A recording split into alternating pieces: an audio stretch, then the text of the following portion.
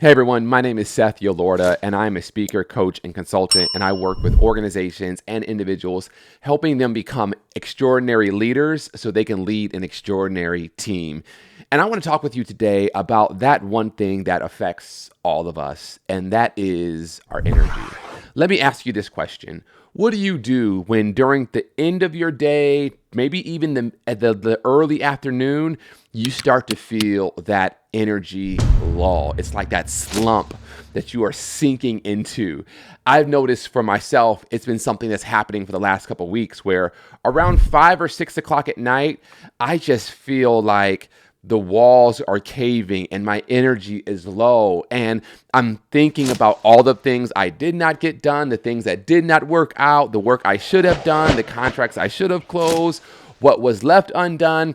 And it just feels as though during that energy slump, during that twilight zone for me, which is around between 4 and 6 p.m., that I am just failing as a leader, a husband, an entrepreneur, a coach.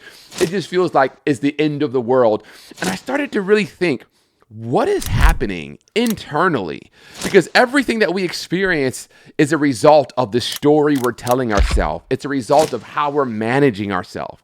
And so I started asking myself the question, what's happening that I am just during this same period of time, day after day, I'm starting to really experience very low levels of energy. And what I began to realize is that, you know what, Seth?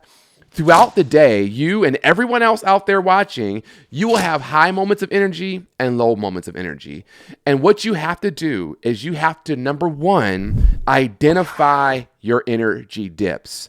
The reality is that if you are going to live and lead a productive, powerful, extraordinary life, you are going to have to be extremely diligent in how you manage your energy, because your energy will determine whether or not you show up as your highest self or whether or not you show up as your worst self. It will determine whether or not you're giving your all, you're listening, you're engaging, or whether you're disengaged, withdrawing, and reactive. Your energy. And so we have to be aware of our energy kind of wave and whether it's high or low.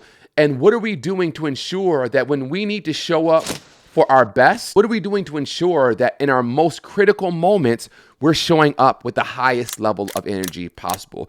Now, I'm not talking about caffeine regulated energy or sleep regulated energy. I'm really talking about the story you're telling yourself, how you're feeling. Now, yes, caffeine and sleep and having a healthy diet can play a role in all of those things. But for me specifically, what I started to tell myself was that around that 5 or 6 o'clock at night, I start to reflect on my day, what didn't go well, what wasn't working. And it was almost like a tsunami of negativity just rolled into my home and just really dragged me down to the depths of the hell, for lack of a better word. And I just said, you know what? This has just recently started. I don't want this to continue. What am I going to do about it? And so I said, number one, Seth, I have to, as I said, identify my energy dips. I have to be able to say, okay, it's very clear for the last week, week and a half, around between 4 and 6 p.m., I'm having very low energy.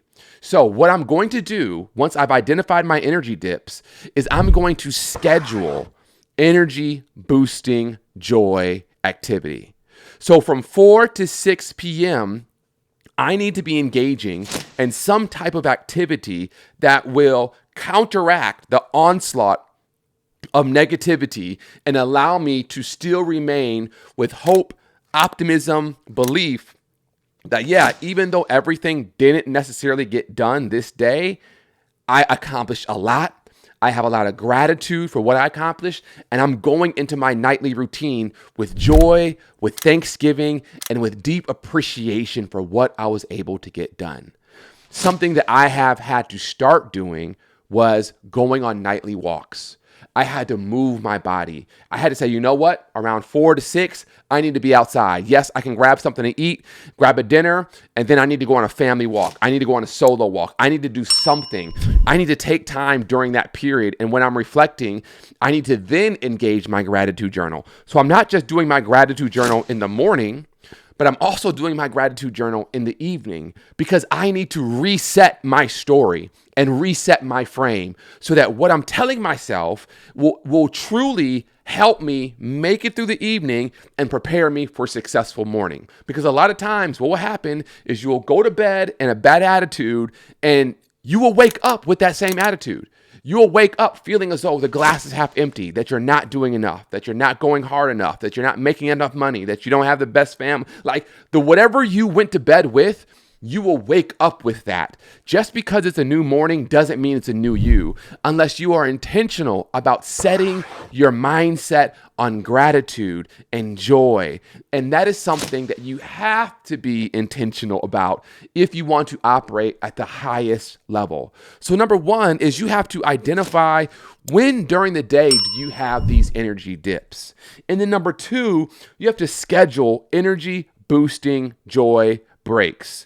And then lastly, what I've realized for myself, and this might be helpful for you as well, you have to make joy a non-negotiable in your life.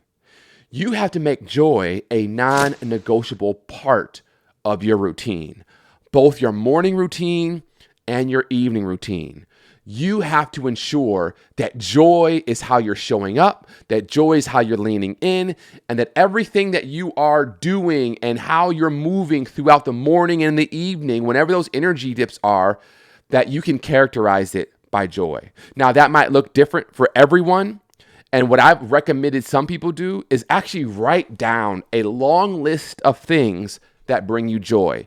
It could be as simple as getting a slice of cheesecake from the Cheesecake Factory, or going on a long walk around my neighborhood, or spending some time talking to my parents, or playing with my kids. Whatever it is, costs money, doesn't cost money. I think you should have both items on the list. The things that might be really expensive and those things that are free. Write down a joy list. Things that give you joy. And when you are finding yourself going through a negative energy dip that is a result of negative thinking, an onslaught of self-defeating beliefs and self-sabotaging beliefs, in that moment, you need to pull out your list and say, what can I do right now that'll bring me joy? What can I do right now that will shift the narrative, that will change my perspective and help me to really realize, you know what? It's not as bad as it seems. It is not the end of the world. It's just the end of the day. I accomplished a lot. I did a lot, and tomorrow is going to be a phenomenal day.